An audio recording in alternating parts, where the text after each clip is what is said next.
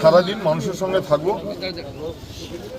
মানুষের দরজায় দরজায় যাব, মমতা বন্দ্যোপাধ্যায়ের কথা বলবো, মানুষের কাছে আশীর্বাদ চাইবো।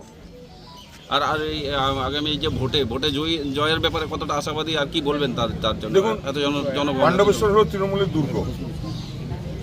পাণ্ডবেশ্বরের মানুষ, পাণ্ডবেশ্বরের তৃণমূল কংগ্রেসের কর্মীরা একদম তৈরি হয়ে আছে। হ্যাঁ, পাণ্ডবেশ্বরের মানুষ দেখেছে যে 5 বছর ধরে মানুষের পাশে ছিলাম, মানুষের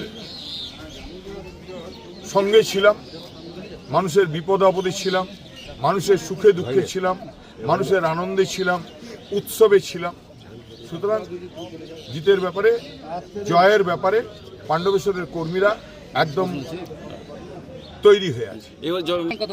এখন তো মার্জিন বলার সময় নয়, মানুষ ভোট দেবেন, সেই ভোট কাউন্টিং হবে, মার্জিন বলা যাবে।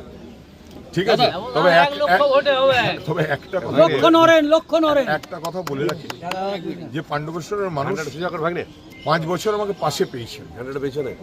আমিও বিধায়ক হিসেবে খুব তৃপ্ত যে মানুষকে আমি আমার সবটুকু উজাড় করে দিতে, হয়তো বকেছি, ধমকেছি, কিন্তু মানুষের কাজ করেছি। অন্যায় করলে মানুষকে বকেছি, কিন্তু পরক্ষণে বুকে টেনে নিয়েছি। এটা আমার স্বভাব। সুতরাং আর পাণ্ডবেশ্বরের মানুষ আমি তো দেখেছি, আজ থেকে 1.5-2 বছর আগে আমার বাইপাস অপারেশন হয়েছিল। তখন দেখেছিলাম গোটা পাণ্ডবেশ্বরের সমস্ত মন্দিরে, মসজিদে, গির্জায়, গুরুদুয়ারায় মানুষ আমার জন্য, আমার আরোগ্য কামনা করে পুজো করেছিলেন, ঠাকুরের কাছে দোয়া করেছিলেন, এবং তার জন্য আমি 100% সুস্থ হয়ে মাঠে নামতে পেরেছি। তো সেই পাণ্ডবেশ্বরের মানুষ আমাকে আশীর্বাদ করবেন, আর আগামী দিনে পাণ্ডবেশ্বরের উন্নয়নের জন্য আবার লড়াই করব। দাদা, একটা জিনিস দেখা গেছে